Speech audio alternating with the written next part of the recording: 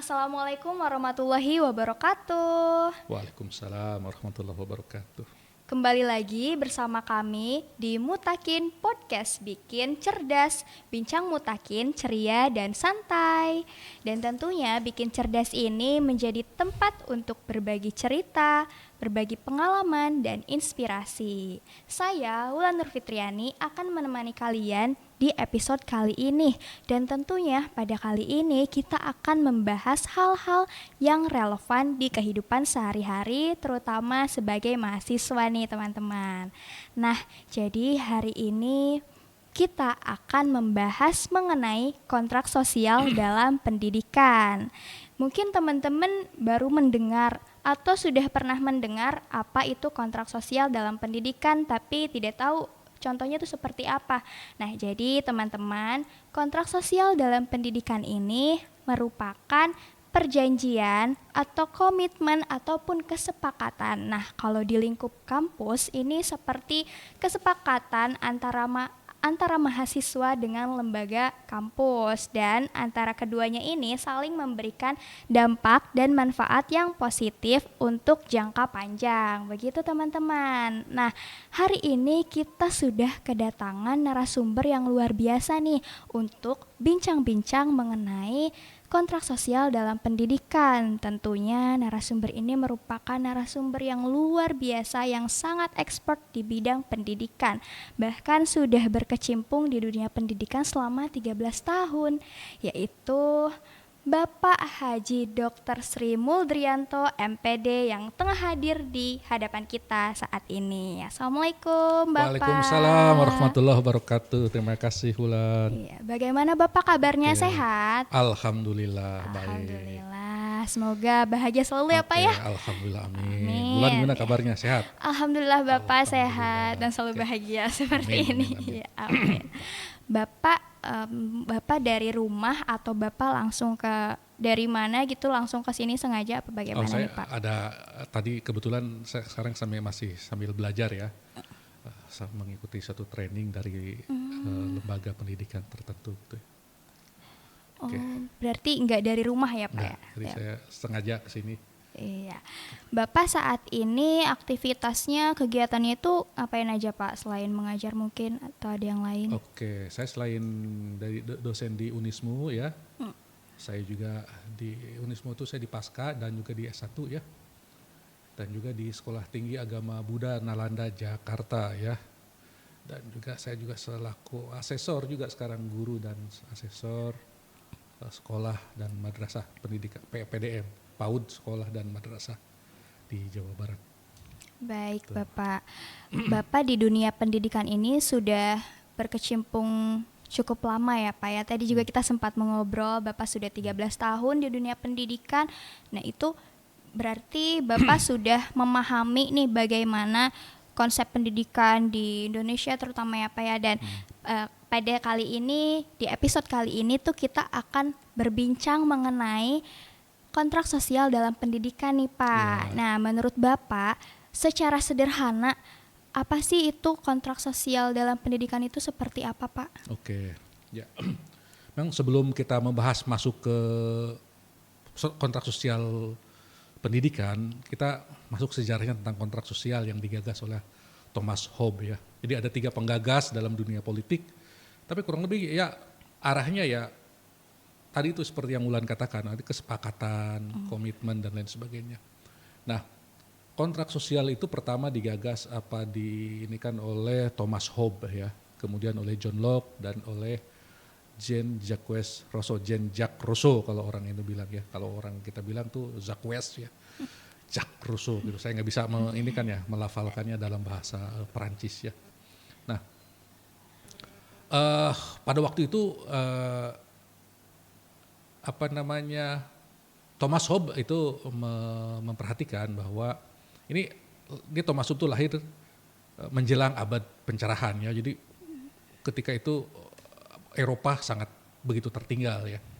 Nah, Thomas Hobbes lahir sebagai seorang filosof lah waktu itu tuh menggagas bahwa dia melihat dulu siapa sih manusia itu gitu. Kata Thomas Hobbes tuh manusia itu pada prinsipnya jahat gitu ya. Thomas Hobbes beda dengan nanti John Locke dan J.J. Rousseau gitu ya. Manusia itu pada prinsipnya jahat, jadi dia melihat manusia itu jahat. Makanya dia keluar bahasa yang dia katakan bahwa manusia itu adalah menjadi serigala bagi manusia yang lain, atau homo homini lupus gitu ya. Nah, karena itu supaya menghindari kekacauan, makanya kita harus membuat suatu kesepakatan atau kontrak sosial antara individu dan individu sehingga menjadi sebuah masyarakat atau negara. Nah, tapi kesepakatan itu tidak mengikat dengan kesepakatan penguasa. Itu bedanya di Thomas Hobbes. Nanti kalau John Locke itu malah mengikat gitu ya, Thomas Hobbes juga J.J. Rousseau juga mengikat begitu ya. Jadi hukum tertinggi atau kehendak rakyat kalau nanti di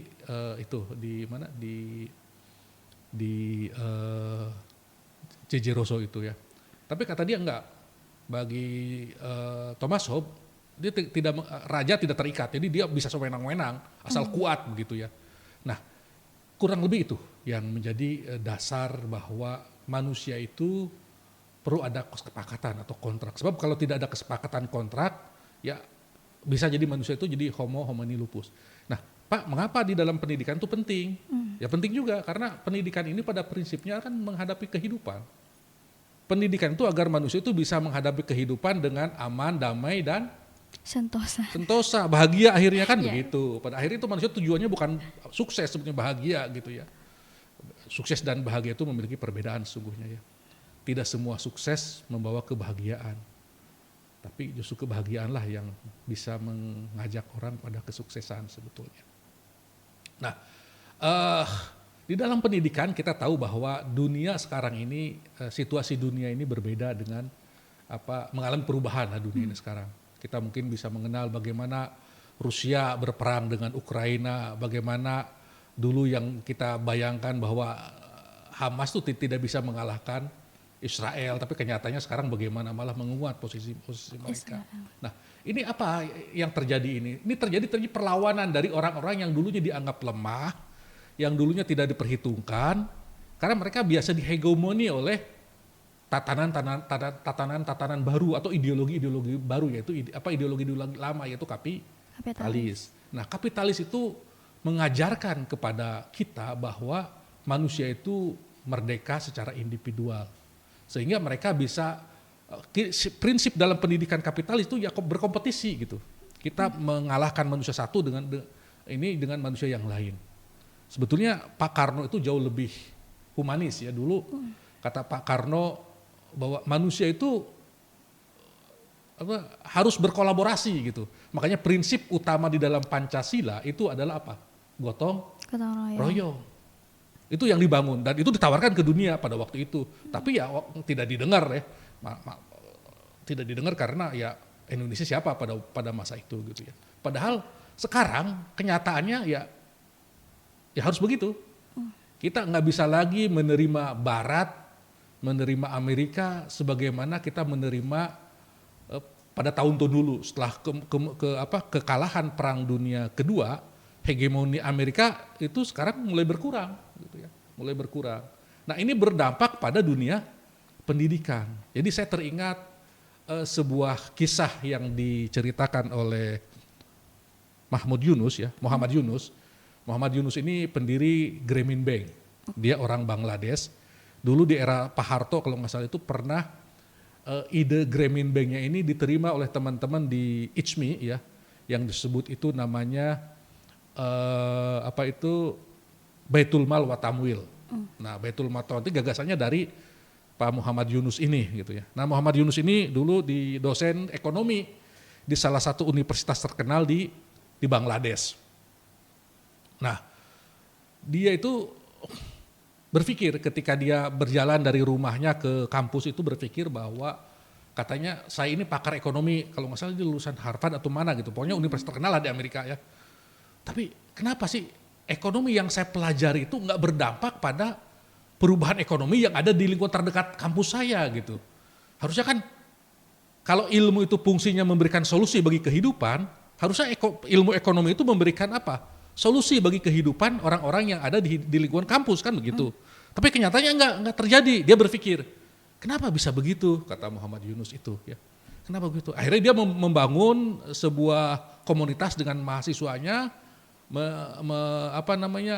menggagas bagaimana bank ini supaya tidak dimiliki oleh segelintir orang, tapi oleh orang-orang miskin ini. Bikinlah gagasan itu dan akhirnya dia berhasil dan kita pernah menirunya lah, kurang lebih begitu.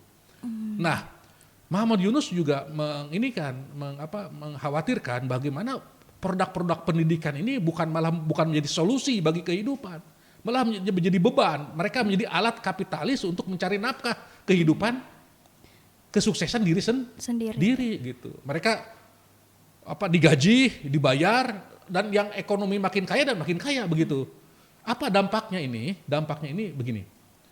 Kita tahu bahwa sekarang hidup di dunia ini tidak ada kesetaraan atau keadilan ya. Tidak keadilan. Apa buktinya? Buktinya begini. Apa sih yang sekarang masalah kehidupan itu sekarang yang kita hadapi? Yang kita hadapi masalah kehidupan kita sekarang ini adalah bahwa dunia ini harusnya bisa ditinggali lebih lama, berkelanjutan dan makmur begitu. Tapi kenyataannya enggak. Malah makin hancur. Sekarang peperangan gitu terjadi ya, bom Hiroshima, Nagasaki, dan sekarang juga begitu. Jadi ilmu pengetahuan dan teknologi digunakan untuk menghancurkan dunia. Di lain pihak, yang menggunakan atau memanfaatkan alam ini sangat terbatas. Negara-negara terbatas. Itu apa? Amerika dan Barat khususnya. Eropa ya, Barat, Eropa, Amerika dan Eropa. Sehingga misalnya efeknya apa? Pemanasan global. Apa itu dampak dari pemanasan global? Efek daripada pemanasan global itu terjadi cuaca ekstrim, pemanasan, banjir dan lain sebagainya. Siapa yang pelaku ini yang dominan? Ya Barat. Kenapa Barat? Barat negara industri. Ya kan? Negara industri. Mereka itu berapa persen, terutama Amerika ya, berapa persen penghasil panas energi panas di muka bumi ini? Ya Barat itu, Amerika. Tapi mereka menekan negara-negara yang lebih bisa menjaga alamnya dengan baik. Ekspor dibatasi dan lain sebagainya. Nah, ini harus dihentikan gitu. Sebab kalau enggak dunia ini akan hancur. Di lain pihak itu dunia ini sekarang udah dihuni oleh sekitar mungkin kurang lebih 9 miliar atau 8 miliar lebih lah. Sementara kapasitas bumi ini mungkin hanya cukup untuk 10 miliar misalnya ya. Dan ini kalau tidak diatur kemudian akan merusak tatanan kehidupan warga dunia. Nah oleh karena itu UNESCO, Antonio Guterres itu menggagas konferensi tingkat tinggi di UNESCO agar diadakanlah beberapa pertemuan untuk memandang perlunya ada kontrak sosial baru dalam pendidikan. Nah itu kurang lebih itulah. Baik Pak, ternyata begitu berdampak besar ya kontrak sosial itu dalam kehidupan gitu. Tadi kan menjelaskan secara umumnya begitu Pak. Nah di sini kita sebagai generasi muda ya Pak, terutama mahasiswa gitu ya Pak. Nah sebenarnya di kehidupan mahasiswa itu sendiri gitu, di kehidupan akademiknya, apakah penting dan berdampak bagi kehidupannya mereka untuk menerapkan konsep kontrak sosial dalam pendidikan ini tuh begitu Pak? Apakah berpengaruh bagi kehidupan mahasiswa khususnya gitu Pak?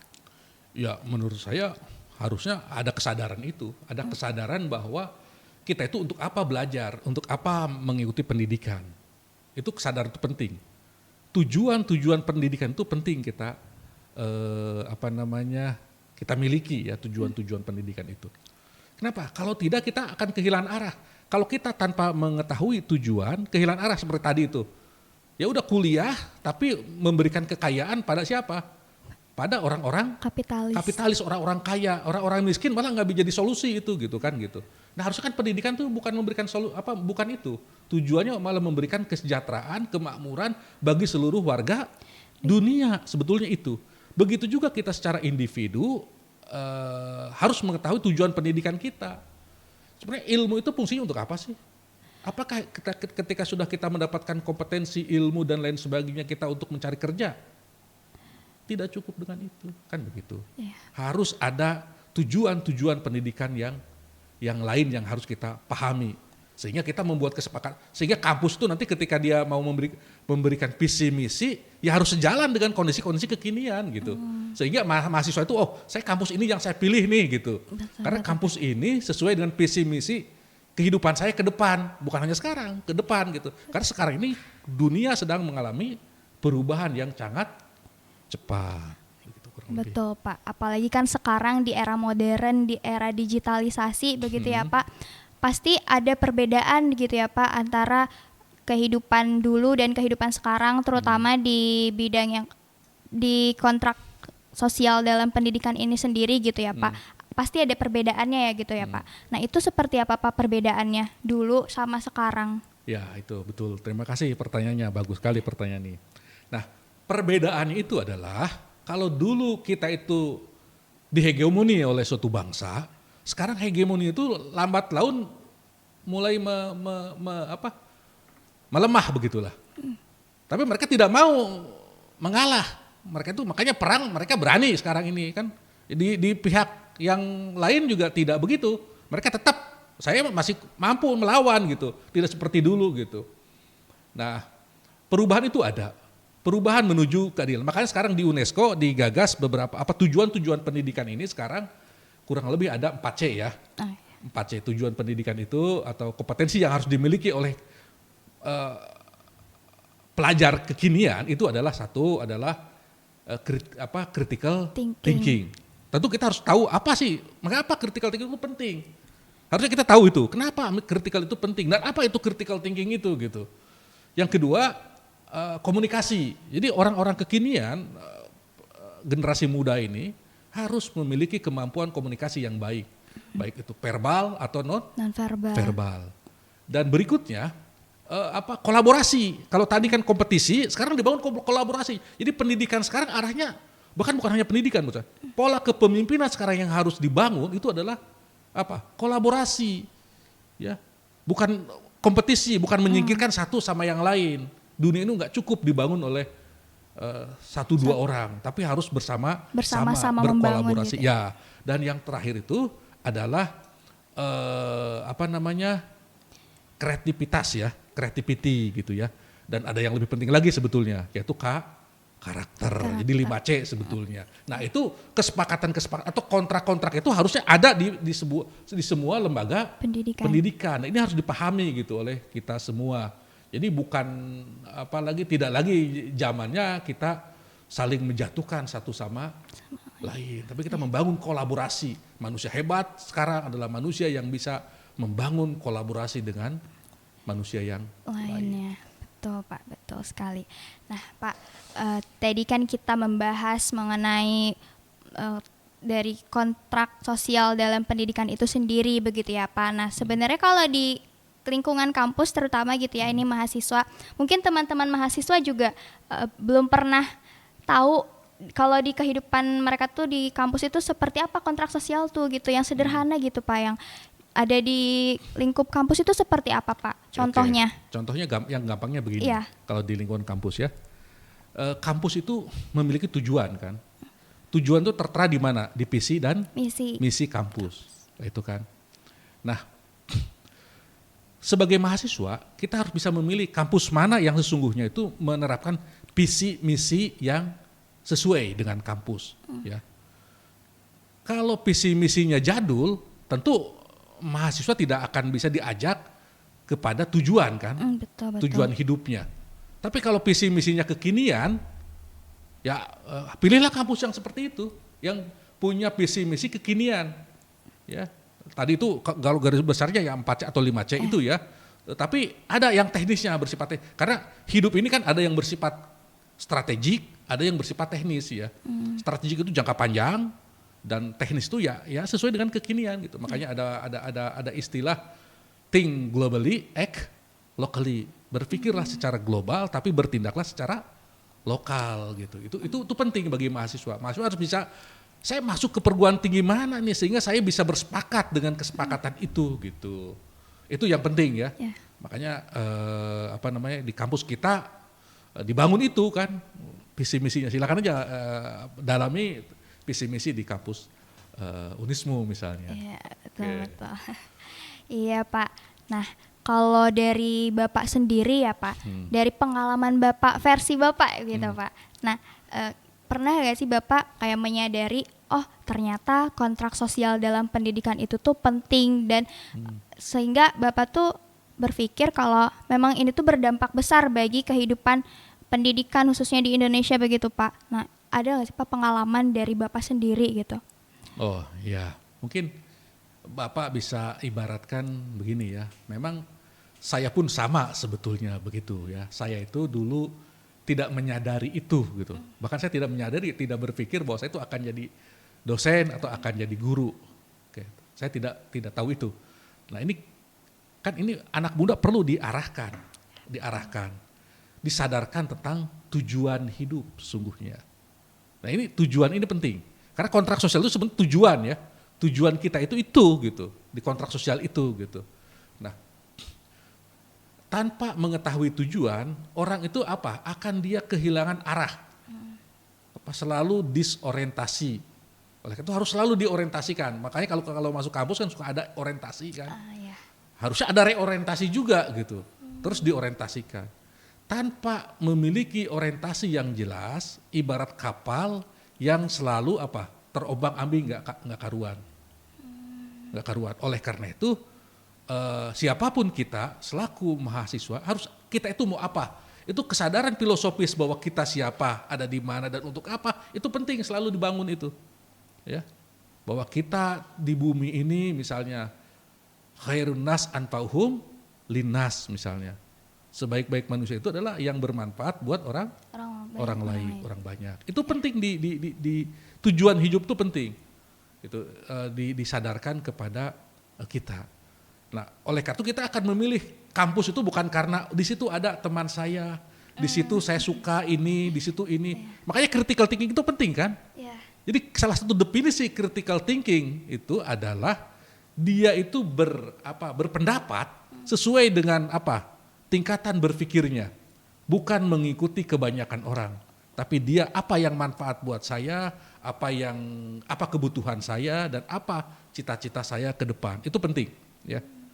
Itu penting. Jadi ya supaya tidak terjadi nanti lagi seperti ya kita yang sudah tua nih, kita jarang banyak orang yang mengingatkan, khususnya lembaga-lembaga resmi dan atau informasi yang sekarang itu tidak terbuka seperti di era Bapak dulu ya, nggak ada internet, nggak ada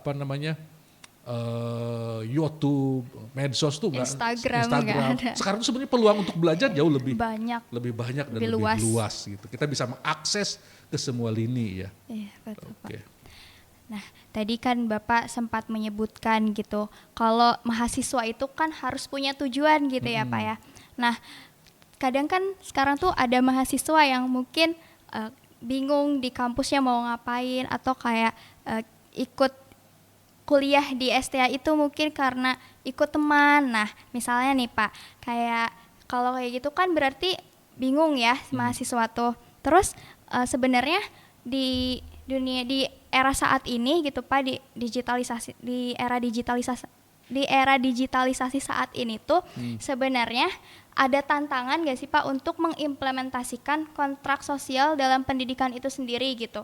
Jadi kan sekarang banyak mahasiswa yang mungkin tadi Bapak juga sempat bilang kalau belajar itu kan bisa dari mana aja, dapat ilmu tuh bisa dari mana aja sekarang mah gitu. Itu kan tentunya menjadi tantangan ya Pak ya buat mengimplementasikan kontrak sosial dalam pendidikan itu sendiri tuh gitu Pak.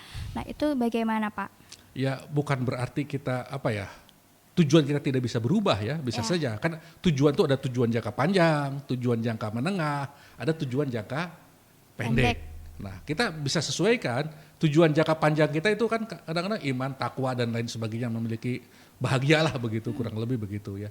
Kalau tujuan jangka panjang. Tapi tujuan jangka menengah kita apa? Itu yang harus kita pikirkan lagi. Jadi jangan hanya diangan-angan bahwa kita itu memiliki tujuan yang hakiki, yaitu tadi itu bahagia dunia akhirat, diridhoi Allah. Itu kan tujuan jangka panjang atau tujuan yang terlalu abstrak. Tapi kita harus memiliki tujuan yang sifatnya itu teknis atau tujuan itu yang sifatnya strategis tapi terukur.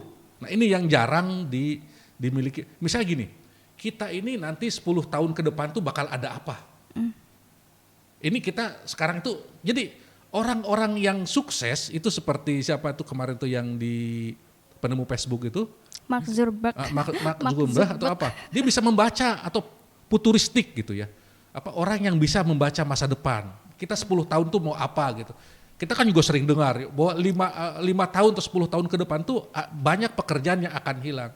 Sekarang kira-kira pekerjaan apa yang nanti bisa menggantikan atau saya menyiapkan untuk apa nanti 10 tahun ke depan itu. Itu yang perlu disadari oleh generasi muda ya. Betul. Kita tahu dan kita biasanya kan masalahnya kan kebanyakan kita ini generasi muda sekarang ini ya dari dulu sebetulnya sih. Itu satu menurut saya, malas berpikir. Itu. Makanya critical thinking itu dari zaman ke zaman itu penting ya. Kenapa? Orang itu dengan kemampuan berpikir dia bisa menciptakan ilmu pengetahuan. Dengan ilmu pengetahuan dia bisa menciptakan apa? Teknologi. Dengan teknologi dia bisa menciptakan apa? Peradaban. Orang yang tidak mau berpikir artinya orang yang tidak memiliki peradaban. Atau kalau lihat Daniel Kahneman itu mengatakan orang tuh kebanyakan mau berpikirnya apa? Yang berpikir cepat saja, berpikir mudah.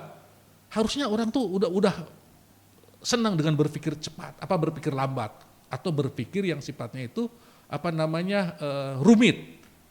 Ya, atau berpikir tingkat tinggi kalau sekarang. Makanya sekarang kan dalam kurikulum Merdeka berpikir tingkat tinggi itu sangat dianjurkan ya. Kenapa? Coba kita lihat. Banyak kebijakan-kebijakan yang dilahirkan oleh orang yang malas berpikir. Sehingga kebijakannya hanya bersifat teknis, tidak bersifat strategis gitu. Saya sekarang senang, pokoknya sekarang senang. 2-3 tahun ke depan bodo amat. Ini kan nanti menyengsarakan di masa depan kita. Menyengsarakan anak-anak kita. Kita boleh menggunakan merusak alam sekarang boleh, yang penting sekarang saya kaya. Itu kan berpikir kekinian. Makanya ketika saya ingat kata Cak Nur itu mengatakan bahwa orang Indonesia itu lebih suka di sini dan kini dan di sini. Jadi tidak berpikir ke sana, tidak berpikir masa depan. Ini yang menurut saya salah satu kesalahan terbesar yang kita miliki. Kita malas berpikir. Oleh karena itu kenapa sih harusnya yang dikaji itu ilmu matematika, itu penting, dasar-dasar pikiran itu matematika dan logika itu. Coba orang yang bergaji besar rata-rata orang yang pekerjaannya yang gimana? Yang berpikir tingkat tinggi, yang berpikirnya tuh susah gitu. Ya. Nah, ini malah enggak, orang-orang itu ya rata-rata ya tidak mau berpikir yang rumit-rumit. Itu ya, tujuan-tujuan itu penting. Berarti teknologi dan digital juga mempengaruhi ya Pak ya? Mempengaruhi kontrak sosial itu sendiri ya Pak? Oh iya, mempengaruhi. Tapi kan kita kadang-kadang siapa sih yang membuat teknologi, siapa sih yang membuat internet dan lain sebagainya? Apakah kita mau jadi pemakai terus? Kan masalahnya itu. Jadi kalau kita jadi pemakai ya kita akan jadi korban terus. Kita rajin memakai, tadi itu jadi korban seperti tadi itu, kuliah itu. Kita kuliah menjadi pekerja aja, pegawai. Tidak kita memberikan solusi. Tapi sejatinya kita harus tahu mengapa teknologi ada dan bagaimana teknologi itu kita gunakan untuk kepentingan peradaban, khususnya peradaban Islam, gitu kan. Kalau kita sekarang menjadi mahir menggunakan, tetapi kita tidak menciptakan, tidak membuat kreativitas bagaimana teknologi ini digunakan untuk kepentingan apa? Tadi itu kurbatan ilallah, untuk tujuan kemakmuran negeri, kemakmuran dunia ini gitu. Kita jadi khalifah kan? Harus dikuasai nih. Siapa yang menguasai? Yang orang yang mau berpikir. Orang mau berpikir itu orang yang suka filsafat, suka logika, suka matematika dan lain sebagainya. Ini kan yang kekurangan kita itu. Kita tidak, bahkan di era kemakmuran di era kemegahan Islam itu lahirnya filosof-filosof besar itu. Sekarang juga negara-negara sekarang penguasa dunia di dalamnya banyak filosof seperti tadi Bapak bilang di Prancis, Jerman, Inggris, Amerika itu banyak filosof-filosof. Jadi ketika orang yang di Islam pun sama begitu. Dulu ketika kita jaya-jayanya Islam itu masih banyak filosof-filosof besar seperti siapa? Ibnu Sina, Al-Kindi, Al-Farabi dan lain sebagainya. Itu mereka apa? Mereka memiliki budaya dan tradisi berpikir. Nah ini, makanya sekarang kan di dalam tujuan pendidikan itu salah kompetensi manusia masa depan Indonesia satu adalah critical Thinking. thinking. Berpikir kritis ya Pak ya. Berpikir kritis. Itu penting sekali ya. Ya. Oke, baik Pak. Nah, mungkin Bapak bisa memberikan pesan kepada mahasiswa, khususnya mahasiswa STAI Dr. KZ Mutakin untuk kedepannya harus bagaimana begitu, dan untuk umumnya juga bagi teman-teman mahasiswa yang menonton podcast ini begitu Pak. Bapak boleh memberikan pesan dan harapan bagi mereka. Oke, pesannya begini ya. Sebetulnya yang terpenting bagi kita itu adalah kesadaran ya. Kehilangan kesadaran adalah kehilangan kemanusiaan. Ya. Kita hanya ingin bagaimana kita itu eksis, bagaimana kita itu berkompetisi dengan yang lain, kita kalahkan orang lain, itu kehilangan kesadaran. Orang-orang yang sadar itu orang-orang yang, makanya kenapa sih Al-Quran memerintahkan kita untuk selalu berzikir. Berzikir itu ingat itu orang sadar gitu ya, itu penting ya. Jadi menjadi mahasiswa itu harus menjadi mahasiswa yang sadar siapa, mau kemana, dan untuk apa kita itu, untuk apa belajar, itu yang pertama. Jadi manusia itu adalah salah satu diciriin oleh kesadaran. Kedua, kita harus memiliki kemampuan saya pesan ke Mas, senang-senanglah berpikir. Senang-senanglah berpikir. Sebab kalau kita tidak malas berpikir, ya betul kita bisa menggunakan alat-alat teknologi dan lain sebagainya, tapi kita akan menjadi objek orang lain. Kita harus jadi pemain, kita harus jadi subjek. Kita jangan jadi penonton, tapi kita harus jadi pemain. Itu berpikir penting. Ketiga, menurut saya yang perlu kita bangun dari generasi muda sekarang ini adalah harus banyak mencoba. Jangan takut salah, terus berjuang, harus memiliki sifat-sifat resilient ya. Resilient itu artinya tangguh, memiliki ketangguhan dalam menjalani kehidupan ini. Kita sekarang ini menghadapi era yang tidak biasa, era yang baru, sama sekali baru. Apakah kita sekarang menuju kehancuran atau kita malah menuju kepada kemakmuran. Nah ini yang perlu disadari. Itu saja mungkin pesan saya buat teman-teman mahasiswa, khususnya bagi mahasiswa Unismu ya. Iya, betul sekali Bapak. Nah teman-teman, jadi nih untuk teman-teman mahasiswa, khususnya mahasiswa Unismu, mahasiswa STAI Dr. KZ Mutakin Purwakarta. Nah jadi teman-teman perlu menggarisbawahi bahwa teman-teman ini harus tangguh. Dan mahasiswa ini kan merupakan agent of change ya Pak ya. Kita harus bisa menjadi pelopor, jangan hanya jadi pengekor saja. Tadi Bapak bilang jangan hanya menjadi jangan hanya jadi penonton, tapi juga menjadi pemain. Nah, jadi kita menciptakan hal baru, memberikan hal-hal yang baru yang bisa memberikan peradaban di kehidupan dunia umumnya. Seperti itu teman-teman. Nah, tadi juga Bapak sempat menyebutkan bahwa di pendidikan itu tuh harus ada critical thinking, komunikasi, kolaborasi, dan ada juga kreatif, dan tadi ada karakter, ya betul Pak. Nah itu penting banget untuk teman-teman mahasiswa. Nah mungkin kita sudah ada di penghujung acara nih Pak. Dan iya kami dari STAI Dr. KZ Mutakin mengucapkan terima kasih banyak pada Bapak yang sudah berkenan hadir pada podcast episode kali ini Pak. Terima kasih, semoga Bapak sehat selalu, bahagia selalu, dan selalu dilancarkan aktivitasnya ya Pak ya. Iya, amin. Atur nuhun Teh Hulan atas sudah diundang di podcast ini, saya merasa senang dan bisa berbagi dengan teman-teman mahasiswa di sini. Pak. Terima kasih Teh Hulan. Saya juga senang sekali bisa bertemu Bapak untuk pertama kalinya. Terima kasih Bapak. Sama-sama. Terima kasih. Mohon maaf apabila ada salah kata. Terima kasih. Wassalamualaikum warahmatullahi wabarakatuh. Waalaikumsalam warahmatullahi wabarakatuh. Sampai bertemu di episode selanjutnya. Bye.